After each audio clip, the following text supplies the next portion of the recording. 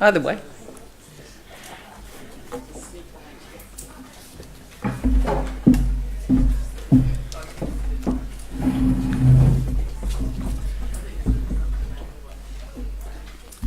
I'm waiting till they close the door so I can talk about them. Actually, it's a real pity that they had to leave straight away because, yes, good kōrero, but actually we'd like to get into their ear every now and again and go further in what they were talking about. But let me introduce Samantha Smith, Director of the Just Transition Centre at the International Trade Union Confederation based in Oslo. Samantha and I met a wee while ago, and we reacquainted again when I went to another roundtable in Vancouver. And in that discussion, we had as broad a conversation as we're probably going to have here, but also we focused quite a lot on that international part that Samantha is able to bring to the table. But we also have a video that is from Sharon Burrows, and are we going to be doing Sharon first or you first? So we'll watch a short video from Sharon Burrows, who you are all well aware is the ITUC General Secretary. So she'll speak first from the video, and then we'll have the advantage of having Samantha here at that time, and also that we can put questions to her, and she's staying here so we can talk to her further. Kia ora.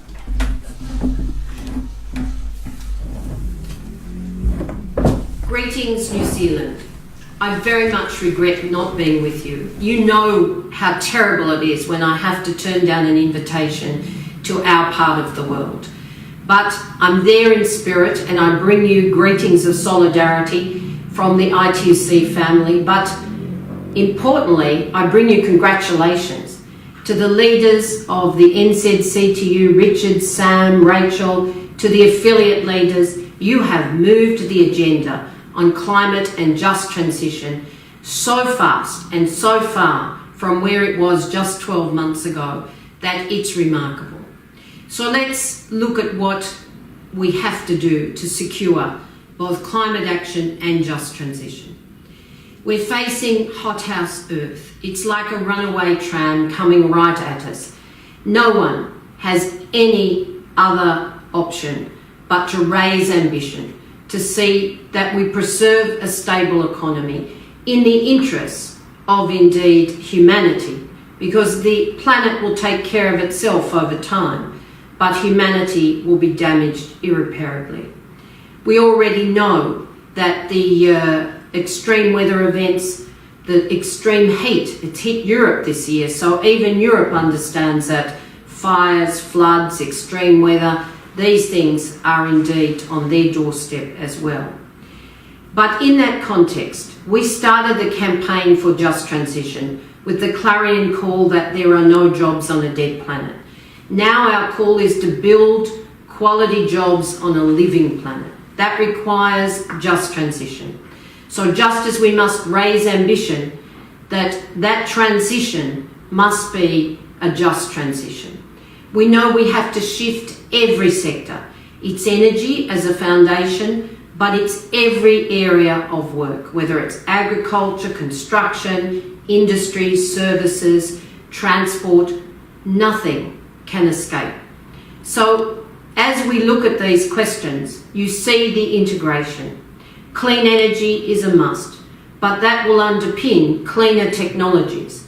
We are beating the industrial challenges around high emissions in steel, in cement, partially in aluminium, although more to go.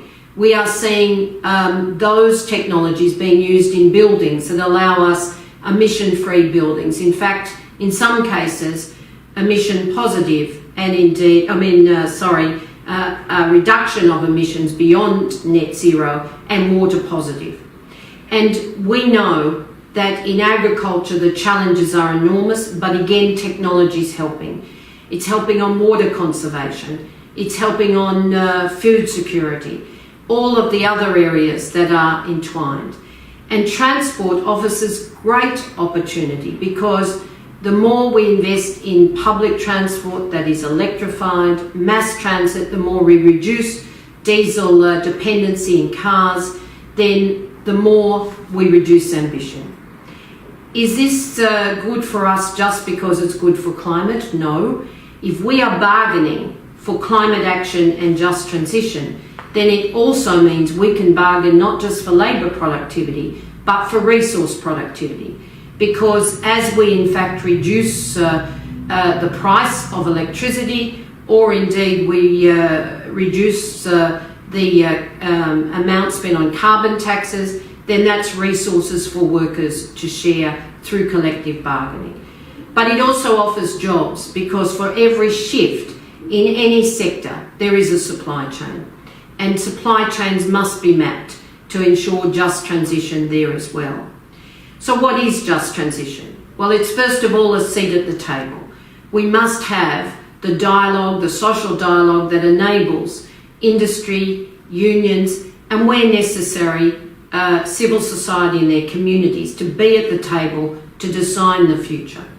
We must make sure that the measures that are just transition, supporting pensions for older workers, and in some case filling the gap where there is displacement, making sure that workers in vulnerable communities know that their community has reinvestment support to build jobs, to retain a vibrant community for themselves and their children. But along the way, support income support, retraining and redeployment support to make sure that they don't feel that insecurity of simply losing their job. And of course, we must see that the opportunities are taken up, that as we look at those other sectors, we demand the infrastructure investment. We look at the skills that are required right across the board. And just as we support vulnerable workers, governments need to help not just with those packages, but of course with skills development, as do employers. So the negotiations around what this will take, what the package of measures are that are relevant in any circumstance, and taking hold of the opportunities even as we secure a future for vulnerable workers and their communities. That's just transition. As we go to the climate conference this year, we need the support of your government. We need your government to support the Polish government on what was our Katowice declaration, now rewritten. The Polish government has its own declaration, and we will support it. It operationalises the commitment to just transition we fought and won with over a decade of struggle in the Paris Agreement. You were part of that. You're building the future in your own country, but your international solidarity will stand tall as well.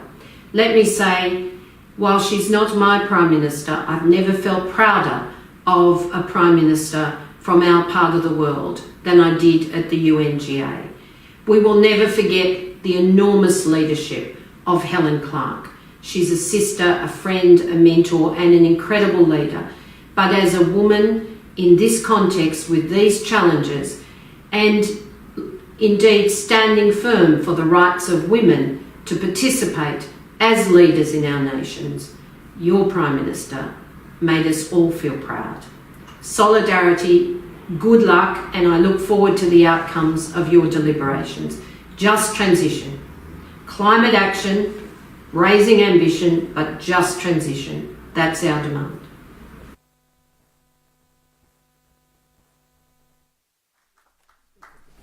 Okay.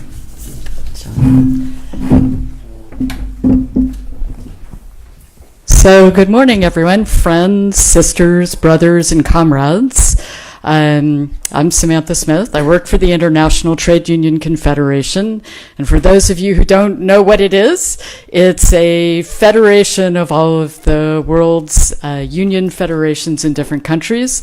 It represents 220 million organized workers worldwide in 162 countries. And I run a small yet global center for ITUC. And our job is to do exactly what we're doing here, which is to support federations and their unions in getting concrete plans for just transition.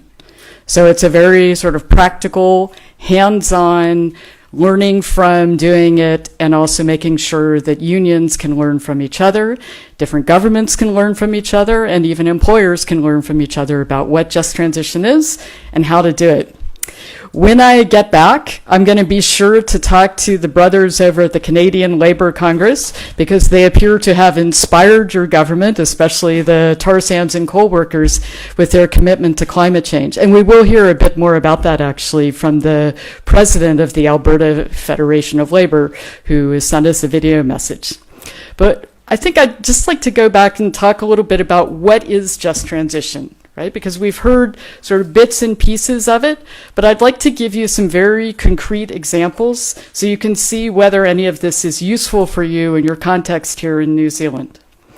So the first thing about just transition is that it's about all workers in all sectors.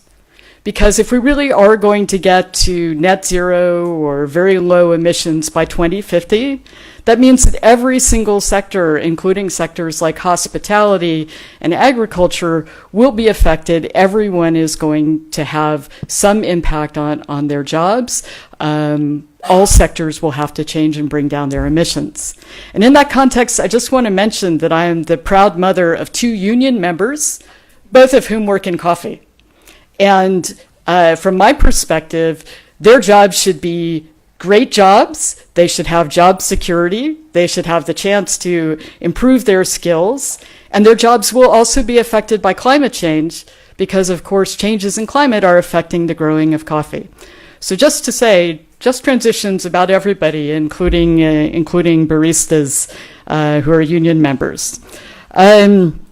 It might have a different meaning here in New Zealand, who knows. So another key principle of just transition is that there's no such thing as one perfect way to do it, right? It's a bottom-up process with unions, with government, with employers at the table, with First Nations, sometimes with communities and civil society.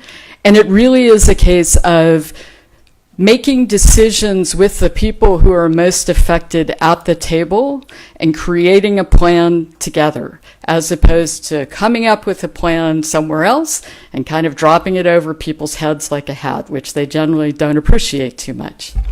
And that's another key part about why it's so important to have unions at the table in just transition. Not only did we come up with the concept, and we fought for 2 decades to get it into international climate agreements and to get a global standard from the International Labour Organization, but if you look globally, unions are still the second largest group of organized people on the planet.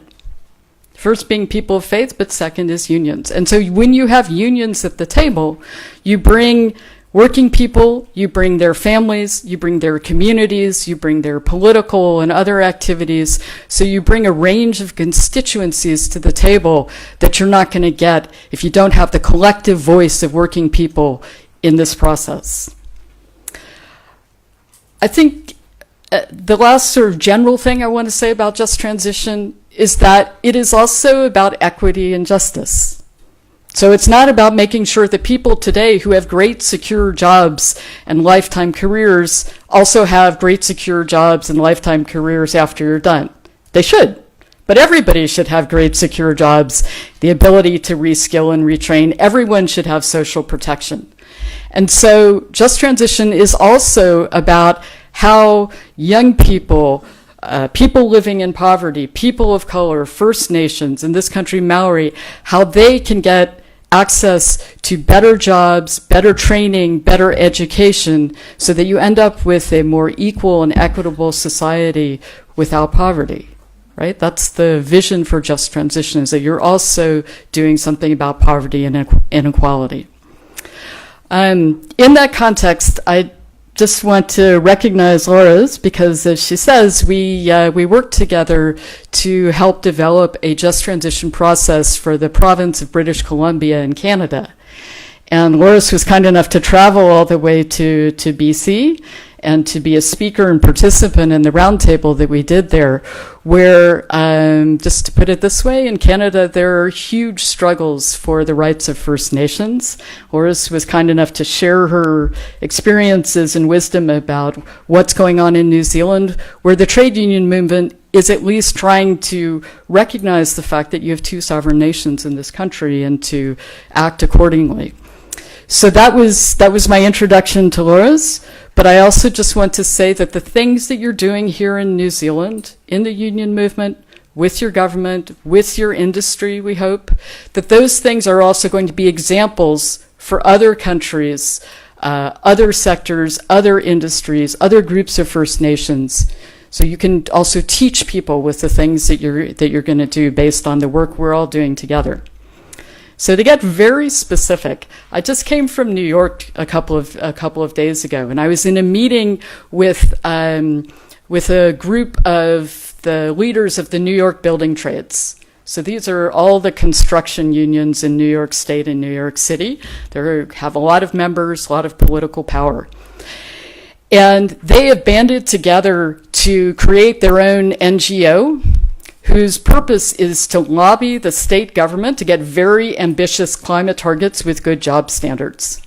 And they've been successful. So the governor of New York has committed to building 2 gigawatts of offshore wind. The first procurement specs for that build are going up now. Companies are bidding on some of the offshore wind licenses.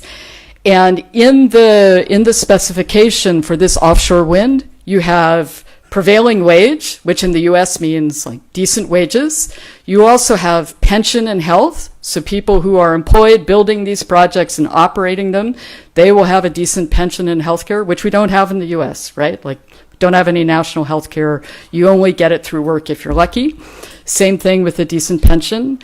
Training, local hiring, and also economic benefits for the state and for the communities that are going to be most involved in building the offshore wind. And so that is a great example of just transition, because it's about the potential of this shift to create great new jobs if it's well planned, if working people are at the table, and if climate targets are set with job creation, poverty alleviation, and economic development in mind. Now, there's another link to just transition from this meeting I went to in New York, because it wasn't just the New York unions. It was also the head of the largest union pension fund in Denmark. So Denmark was a great shipbuilding nation a few decades ago. Then the jobs went overseas, as they did in many parts of Europe. What happened was that unions, governments, employers, and educational institutions, vocational, technical institutes, universities, research institutions, they got together and they made an energy plan for the country. This was in the middle of the oil crunch. And Denmark at that time was importing a lot of oil and burning it to produce electricity, which seems kind of crazy. So they decided, no, we don't want to be dependent on that. We're going to start producing our own energy. We're actually going to be a superpower in wind. So if you know anything about Denmark, it's quite a small country. There's nothing except for some bad weather and its great shipbuilding and capacities that would tell you that it could be a superpower in wind. But 3 decades later, that's what it is.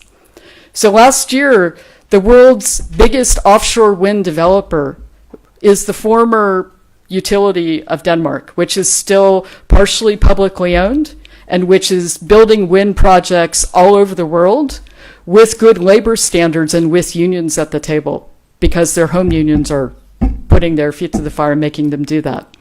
The world's largest producer of wind turbines is a company called Vestas. This is another Danish company. And in fact, Danish companies are going to be involved in building the offshore wind in New York State, and their pension funds of the workers there are investing all over the world in offshore wind because they know the sector.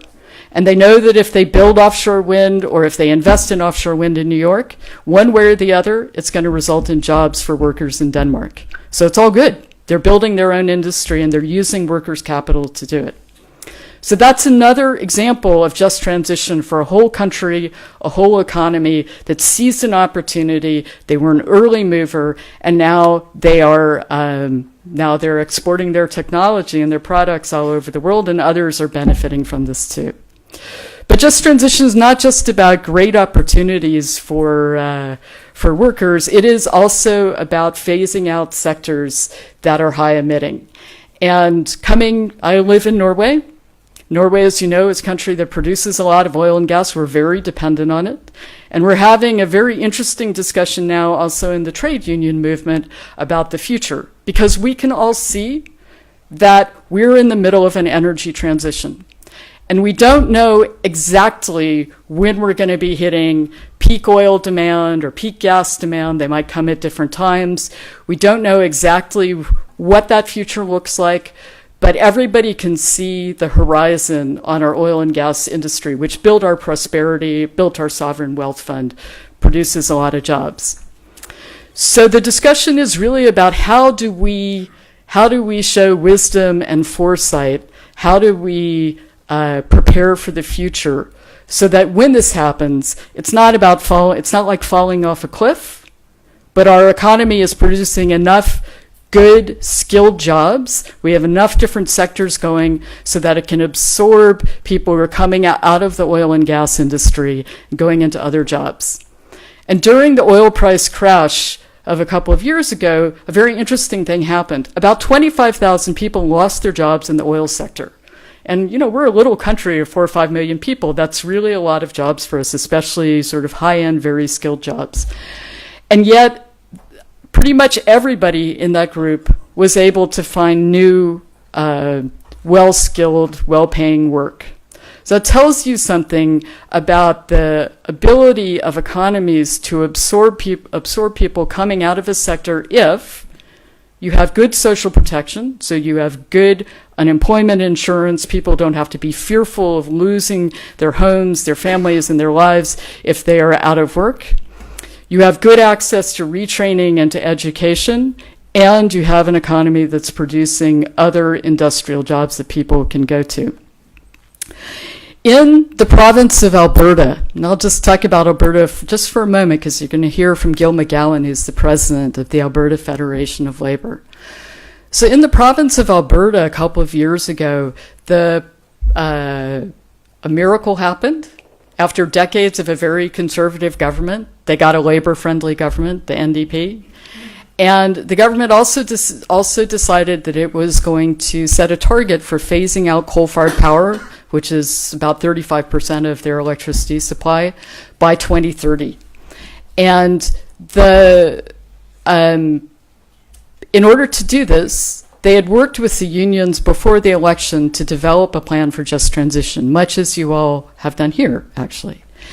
And so they established a task force to go around the province, to talk to people in communities that were depending on coal mining and coal-fired power, to talk to the unions, talk to the employers, and to come up with recommendations. They also established a fund. And I want to talk about the fund for a moment because the fund is pretty critical.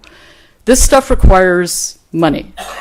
It creates opportunities, it creates economic activities, but some of these measures do require funding. It's important that that funding is there, and it's also good if it's actually coming, at least in part, from the industries that have extracted commodities and labor from communities over years, right? And so the fund was paid for by a carbon tax, and that fund was then used for a range of measures. So one, early retirement for older workers who are not going to retrain and find new jobs. They did a demographic analysis of the workforce to say, okay, how many older workers do we have? Two, the government held the companies' feet to the fire, maybe not as much as they would have liked, but they got a commitment from the companies not to leave town, to secure the pensions of the workers there, and to redeploy as many people as possible into natural gas, energy efficiency, and renewables, which is what these companies are starting to do now instead of coal.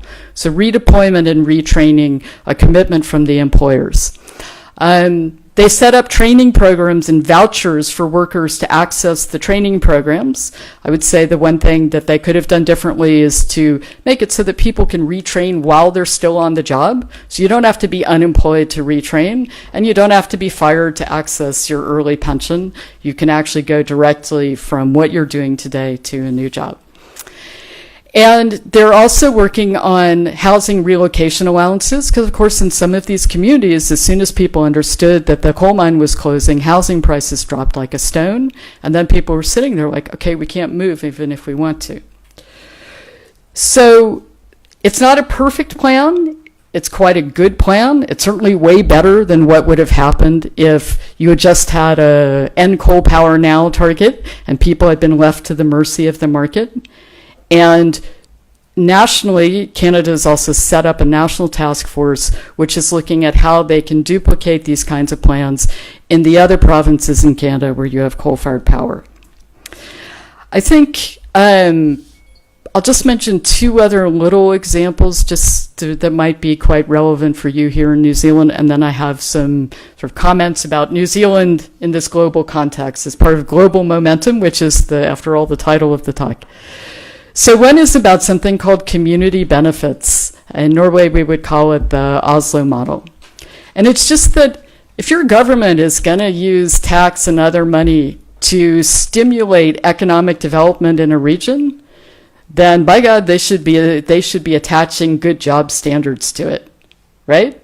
So if that money is going to build infrastructure, to build schools, to provide health care, then it should go to creating good jobs for people with rights at work, with decent pay, with good benefits. It should also go to increasing the pool of people who can get good jobs, because just transition isn't just about the same people getting good jobs, it's about everybody getting good jobs. And so it should include things like set-asides for apprenticeships, for women to enter the trades, for people of color, for marginalized communities, for First Nations or Maori to get training and enter the trades. And that is actually a key part of many of the building trades negotiations in different countries, especially in North America, is this idea that procurement should be a tool to drive equity and employment. Of course, I'm a visitor to your country, so I'm a little hesitant to say very strong things about what New Zealand is doing and how it's doing whatever, but I'm going to do that anyway because I work in the trade union movement, so, why not? The first thing is that I have noticed that there's some tendency, at least in the media, to sort of say that this commitment to just transition and to very strong climate action, that this is sort of an outlier, weird thing that the government is doing. And I just want to say, actually, not so, right? Some of the biggest economies in the world, for example, Germany, Canada, a number of European countries, so Spain, France, Scotland, South Africa, Ghana, others, are all on this same journey of just transition, either for parts or all of their economies. And many provinces, states, sub-regional governments are doing the same. I mentioned New York. I could also mention California, Alberta, British Columbia. There's a large number of them. And also cities. C40, the association of the world's major cities, are working on climate change. That includes Auckland, for example, Melbourne, Sydney, but also, name a big city, it's in there. New York City. They're also committing to just transition and starting to work on city plans with unions at the table and with this lens of job creation. So just to say that, and of course we'll hear from Tony Marr, our comrade from CFMM EU, about the regions in, I always get confused how many M's there should be in there, Tony, but about the regions in Australia that because of pressure from the union movement are also pushing just transition. So just to say that New Zealand is a leader, New Zealand is also not alone in working on this, and it's not alone in its approach. And don't let anyone tell you otherwise. It's part of a global movement. The other thing I wanted to say about what's happening in New Zealand is actually about the government's decision to stop issuing new licenses for oil and gas exploration. And I'm just going to situate myself for you. I've worked in an oil company. So I worked in Statoil, which is the Norwegian oil and energy company.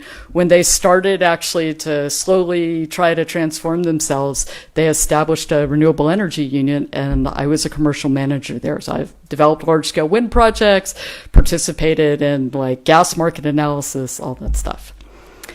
And this decision to stop issuing new licenses, this is not a question of turning off the taps from one day to the next, right? So you are actually talking about a number of licenses that are still out there that may or may not be developed if companies, most of whom are not based in New Zealand, decide that it's important to commercially viable to develop them, they will go ahead and develop them. So we are talking about a long phase out of this activity.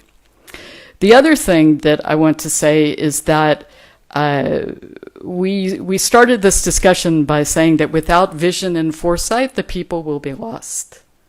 And my view as a visitor to your country is that your government is showing vision and foresight so that the people will not be lost on this issue. Because we are in the middle of a global energy transition, and every single major oil and gas company is looking at this transition, looking at what I talked about before, the horizon for the end of oil and gas, not knowing when it's going to come, but somehow some are preparing themselves for it, some not. And so that is what your government is doing. They're looking at this energy transition, and they're trying to make sure that your regions, the working people, themselves as takers of revenue, that they too are prepared for it. The decision by companies, whether or not, oil and gas companies, whether or not to invest in New Zealand, that decision most likely has very little to do with what your government does or doesn't do. It's going to be very much about what other investments they can make, how expensive or technically difficult it is to extract oil and gas here, and so on, right? They're taking a global view, and that's how they're making decisions. So I do want to say that because I understand that this has become a sort of lightning rod of an issue, but from the perspective of somebody who's worked in oil and seen how many of these decisions are made, it's more complicated than that. Like your government, those decisions are going to be made outside of New Zealand, like whether or not there will be lots more oil and gas investment here. So I'll stop there. I'm way out of time, apparently. I don't know if there's room for questions or if I should just, nope? Okay, I'll do that. Thanks so much, everybody.